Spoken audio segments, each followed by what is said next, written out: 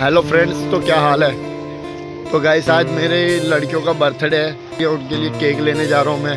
तो गाइस मेरी दोनों लड़कियों को और उनको पता नहीं है, तो मैं केक लेके जाऊँगा और उनको सरप्राइज़ दूंगा। तो गाइस देखते उनको कैसा लगता है।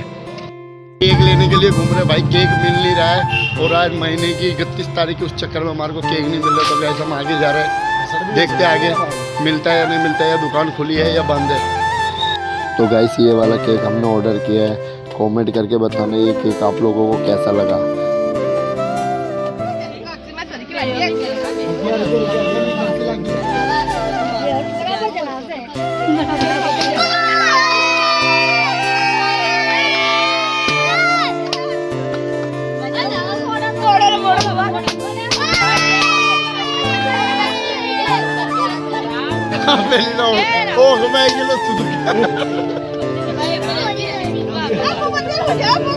खूब मारो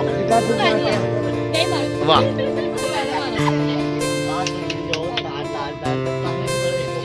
मैं जा से टोकरी से क्या खवा